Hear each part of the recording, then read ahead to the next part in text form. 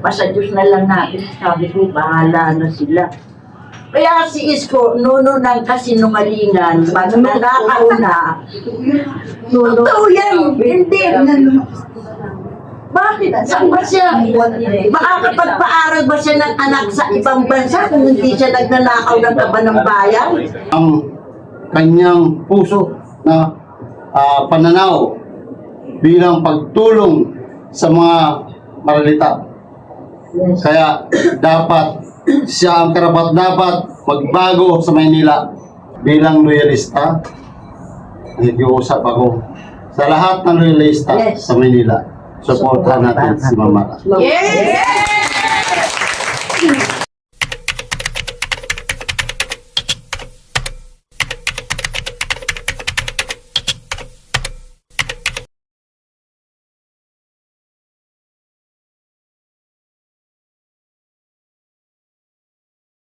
Hindi naman si Ma'am Martha mag- Ano rin po ang nagustuhan niyo kay Ma'am Martha?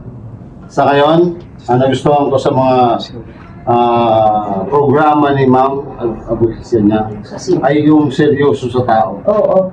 True, hindi dito. May padama niya kung ano man ang nasa puso niya. Bilang loyalista, nag-iusap ako sa lahat ng loyalista sa Manila. Suportahan natin si Mama. Yes!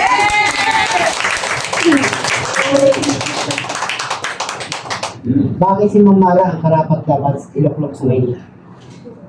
Sa akin, bilang isang loyalista, hindi ako nagsasabi ng one-sided. Nakita ko ang kanyang puso na pananaw bilang pagtulong sa mga maralita. Kaya dapat siya ang karapat-dapat magbago sa Maynila. Yes! Sir, paano mo ilarawan ang Maynila ngayon at bakit kailangan nyo ng pagbabago? Yun. Kailangan natin baguhin ang Maynila dahil puno na. Kung sa usok, punong-puno na, kailangan alisin ang usok. Ibig sabihin, ang Maynila, lugmok na siya. Yung nanunungkulan, ang isang nagtatamasa. Paano lang ang mga maralita? Hindi nila pinapansin.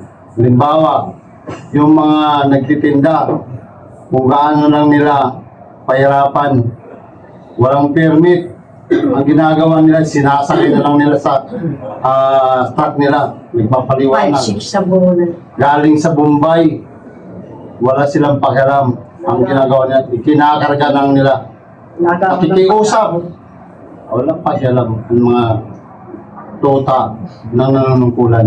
Pero ano yung feelings mo, sir, kung nakikita mo sa social media, kahit yung mga ina-upload sa mga YouTube, Facebook, o ano mga platform, yung mga inaagawan ng mga paninda, yung mga kababayan natin, mga business, ano yung nasa Masakit para sa akin ang ginagawa nila, wala akong magagawa. Pero ang masasabi ko lang, ngayon, panahon na para baguhin ang mga sistema na kabulukan na ginagawa nila. Sino ang karapat-dapat po? Karapat-dapat na iluklok si Mara Tamundong. Yes! Yes! Yes! Pero sir, gusto ko rin itanong sa'yo, ano yung masasabi mo o ano yung komento mo patungkol doon na ang Maynila o ang lungsod ng Maynila na pinakasentro sa buong bansa is siya pa ang kinakatakutan sa buong mundo at record holder po yan. Ano masasabi doon? Ngayon, ang masasabi ko, kailangan baguhin. Walang ibang na makapagpabago dyan. Si Mas Mara Tamundong ang magpapabago. Yes! Yes! Eh, paano yan? May gustong babalik sa lungsod ng Maynila. Subok na. Ano ang ginawa niya? Maraming mga property. Ano nangyari? Nasaan? Ibenta na rin. Ha? Madami siya kondo. Nasaan na yan? Ano na patunayan? Baka naiwan yung break. Babalikan niya para ano? Para pahirapan ulit.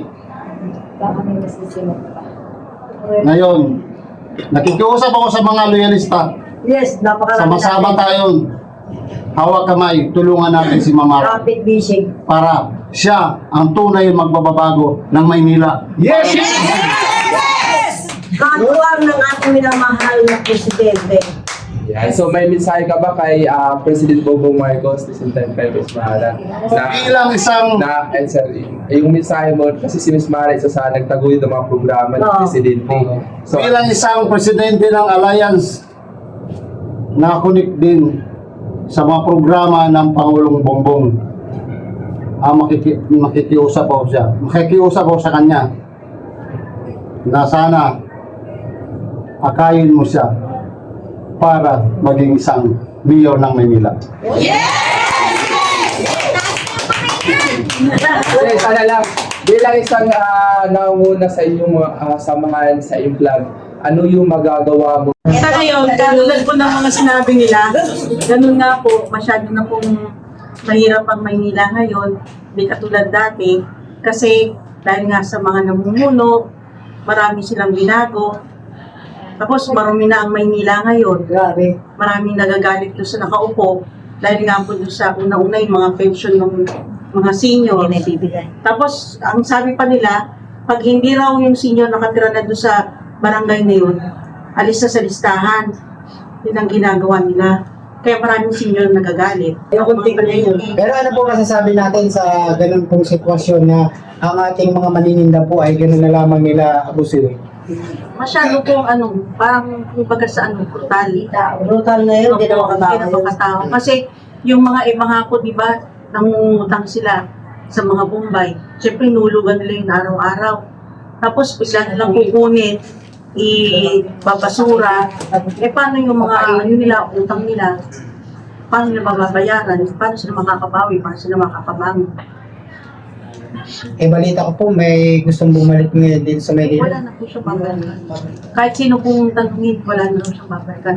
Kasi doon sa ibang distrito po, tinanong ako kung sino daw yung boboto ko. Kasi hindi pa naman namin naaano si Ma'am Mara. Sabi Nasagot ko, mo, launa.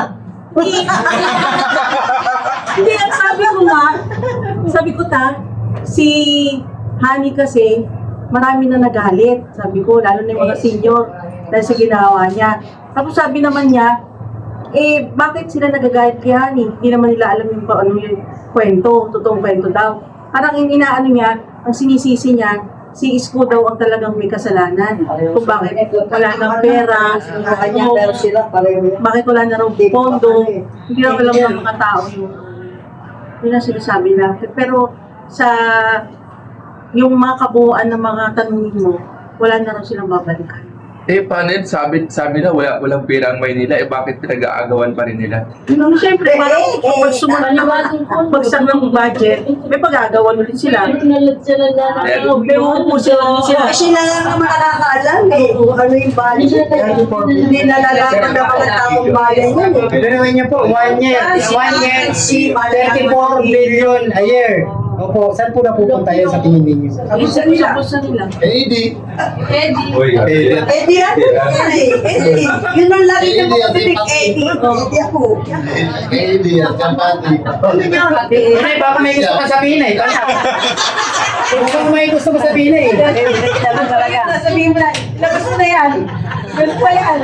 Baon niya, maraming baon Kasi yan. bine-brainwash nila ang ang mga Manileño. Alam mo kung bakit ginagawa nila? Sinisisi na walang budget. Kinuha lahat nung former na mayor. Ganun lagi. Brainwash. Tutuan sila. Walang pera talaga. Ang laki ng utang ng Maynila. Bakit daw babayaran? O yun. Daw babayaran Very high. Di ba? Hindi mo na po na yun. Isko naman Lahat ang lupo. Brainwash tayo. Si Isko kasi ang walang niya eh. Kasi bakit?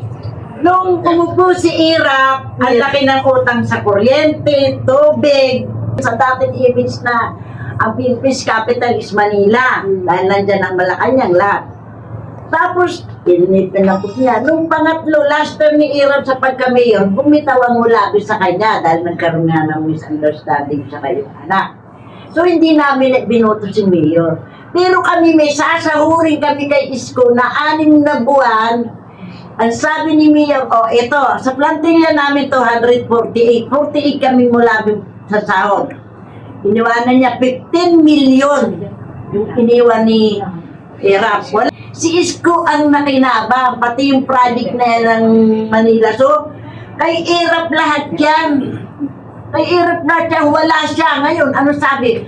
Sabi ni Colonel Tukay ng MMDA, itimanda nyo si Isko. Magdidimanda kami, 48 lang kami. Sino yung 200 na yan? Baka yan tao ni Isko. Lalo hindi kami mabibigyan. So, nag-usap ang national. Pumupunta kasi ng national. Yung national lang namumuno dyan, tao din ni BBM. Sabi ko, wag na, 50 mil lang nga nabuli natin dyan. Magagastusan tayo, di ba? Abala yan kami.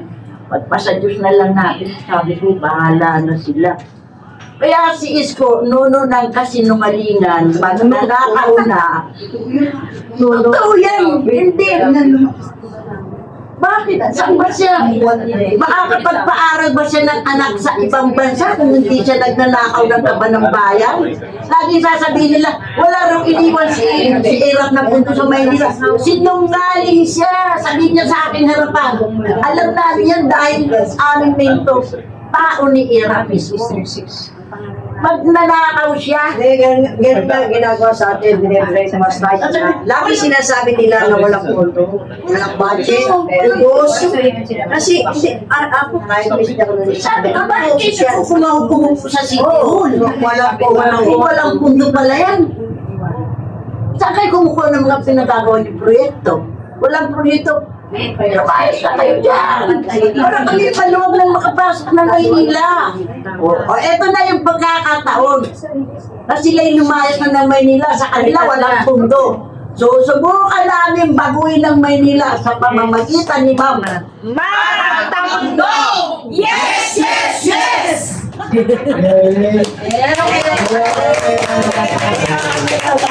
Ano ba? Nek, baka may gusto ka sabihin sa... Hoy, malulog lang si Ma'am sa Maynila. Baka sana, ginagawa ngayon nila muna, hindi pwedeng pumunta sa opisina ng mayor. Doon ka sa vice mayor. Pero direkta sa mayor, hindi pwede. Alam niyo ba yun? Hindi ka pwede makipag-usap sa kanya, walang pwedeng tumuloy. Ngayon, bawal. Walang people's day, di ba? Wala sa kanya ngayon, wala. Hindi ka pwedeng pumunta sa vice mayor office ka lang. Plada ba? Yes! Ay, wala siya!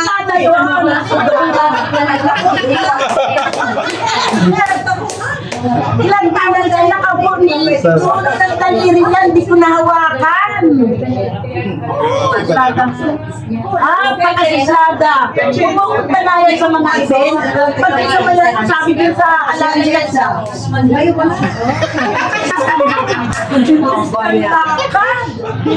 Hindi, totoo yan. Grabe yung mga experience.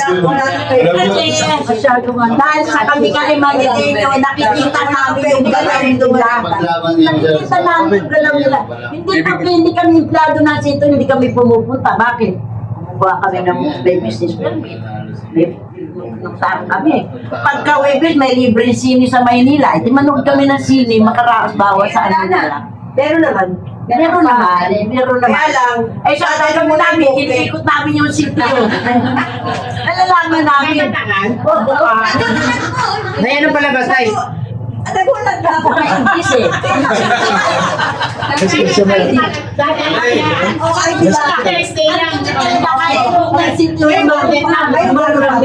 kaya lang, kailangan ko yan At rin yung doktor. Baka energy ka talaga. At ngayon, ang balik-balik kasi, nagpunta po ako ng City Hall. Experience yun. Nag-a-apply kami nung sa wiring permit dahil nasunugan yung mga in-laws ko. Alam niyo ba, magpapa-approve ako. Limang ano yung kukuha ko ng permit. Hinihingan ako ng 10,000 bawat isa ni Pangan. Siya pala yung nag-a-approve. Siya nga yung nag-aaral. Yung books lahat, pinakialaman na yan. May book pa lahat siya. Siya ang hindi. Dito doon, pinakialaman na lahat. Kahit siya na nagpapalakad na CEO. Hindi sila. Eh, si Mama Mari na magpapalakad. Ah,